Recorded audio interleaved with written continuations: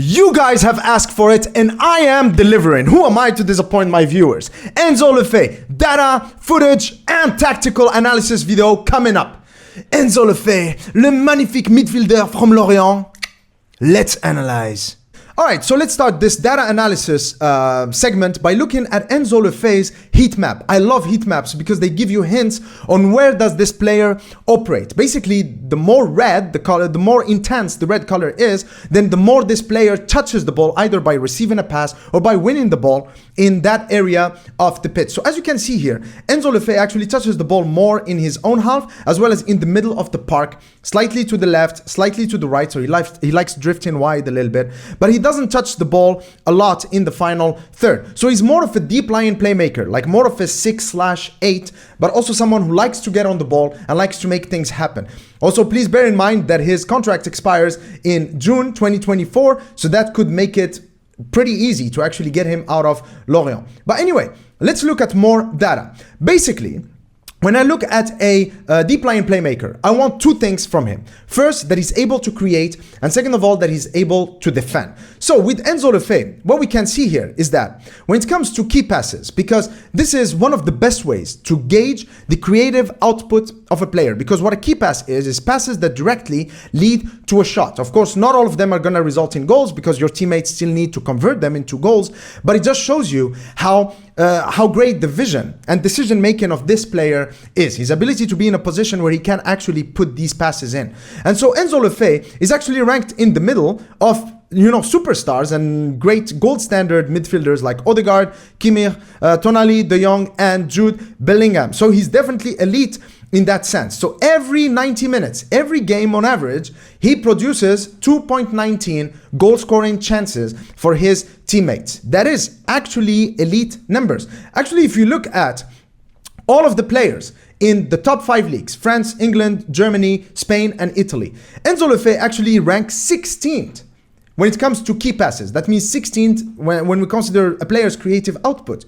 If he was playing for Manchester United, he would be second after Bruno Fernandes. He would be second after De Bruyne if he was playing for Manchester City, and he would be third after Odegaard and Saka, but not too far from them if he was playing for Arsenal. So these are definitely some elite numbers. Elite creativity from him. But the other thing that we need to look at, of course, is that we are not just interested in a player's creativity when we talk about deep lying playmakers, but also his defensive contribution. Actually, Enzo, out of the players that I have listed here, he tackles the most, 3.42 tackles on average per game, but also he wins more tackles than everyone else.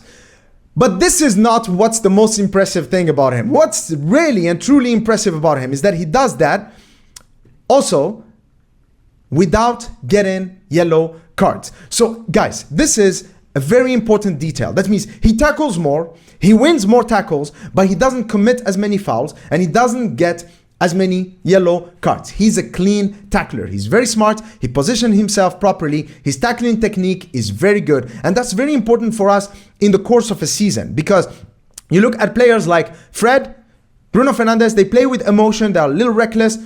So is Casemiro, right? So having a player like Enzo Le Fee who can win the ball, but also at the same time win it without being penalized and without penalizing us by, giving the opposition free kicks, that can actually make the difference for us in the course and in the contest of a full season. Okay, so now let's look at some in-game footage to better understand what kind of player Enzo Le Fee is. So in this sequence right here, this shows a key quality that Enzo Le Fee has, and it's his ability to operate in this area right here, which is area 14, the hole basically, the area right in front of the goal where anything can happen. And one of the criticisms that has been directed towards players like Bruno Fernandes and Anthony and Sancho, for example, is that they slow down the play in situations like these. But Enzo Le Fee, look at this. Mo Fee is letting the ball go through him, and then look at this. What Enzo Le Fee is going to do, beautiful, quick pass, launching Mo Fee into space, who of course is going to score this. But that's not the only way that Enzo Le Fee actually exploits this area right here. Let's look at this. This is a beautiful goal that he scored. Of course, he wants to be in this area right here. He's asking for the ball. But now there are, of course, defenders in and around him. He is right-footed. But what he's going to do instead is that he cuts on his left foot and then a beautiful, smashed, powerful shot across the goalkeeper. Beautiful, beautiful goal. But here there is another example of how lethal he can be in these areas right here. The number 12 for France over here gives him the ball, and then what you want is that you want to put the ball over here because this is the zone that you want to exploit.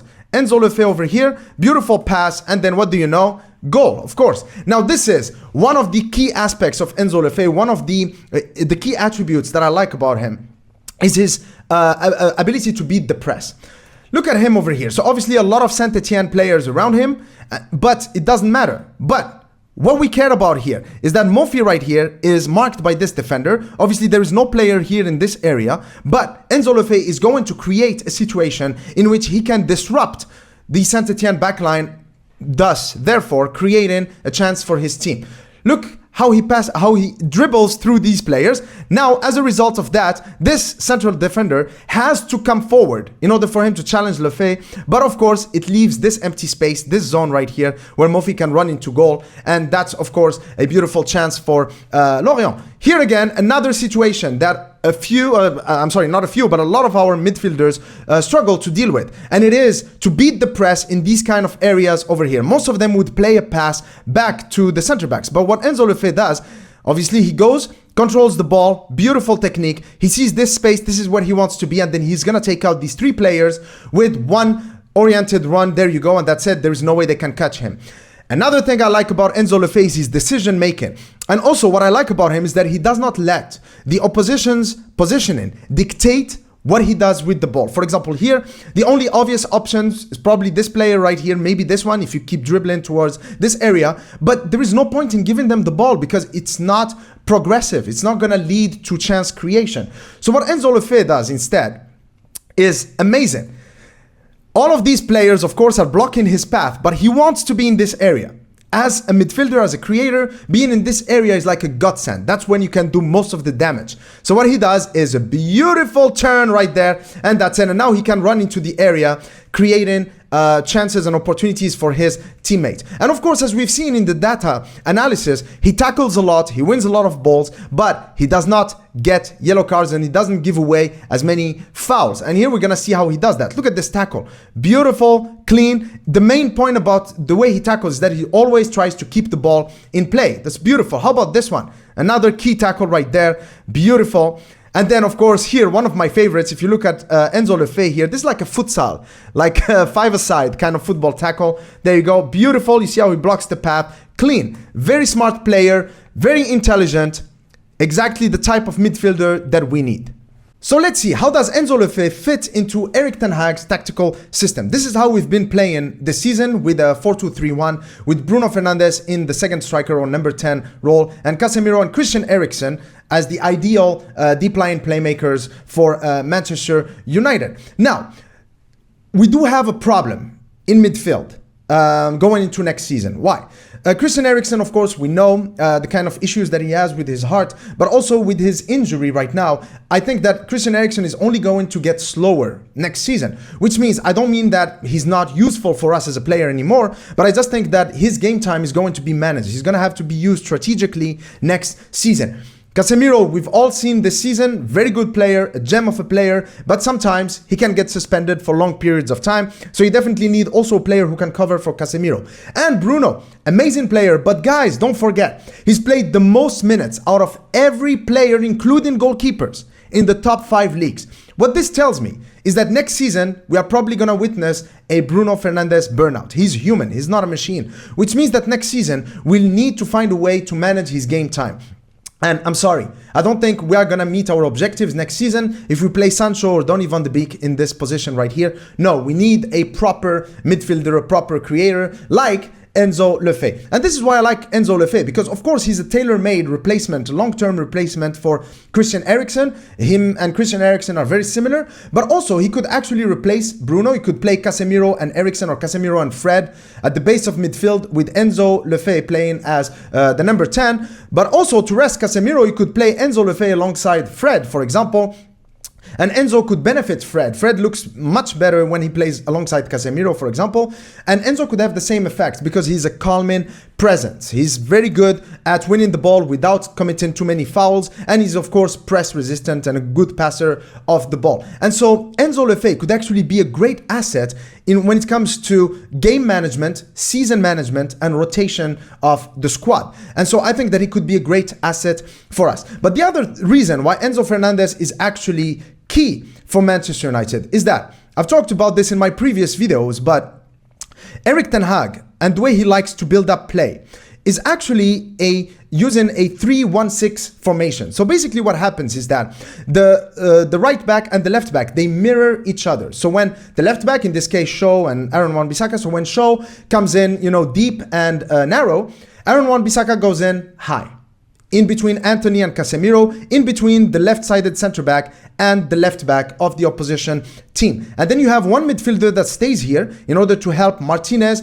and Varane, both of whom are pretty good ball-playing defenders, pretty good ball carriers, to help them, keep control of the ball over here. And then these players, they have like a staggered positioning and a staggered approach. So some of them come deep, some of them try to make runs in behind the defense because they're trying to create spaces for their teammates to exploit. Now, this system works very well when you have a very good press-resistant midfielder over here, someone who's creative. So for example, with Christian Eriksen, Casemiro has shown because he can go here because he loves to make these runs. Remember that beautiful chipped goal against Reading with an Antony through ball in this area.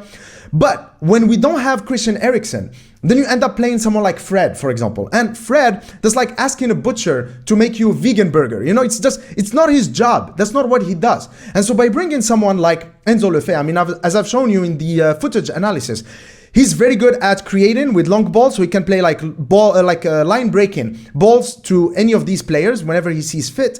But also, if there are no obvious options, what he can do is that he can actually dribble his way to put himself in a position where he's facing the opposition goal, and then he can lay in through balls to his teammates.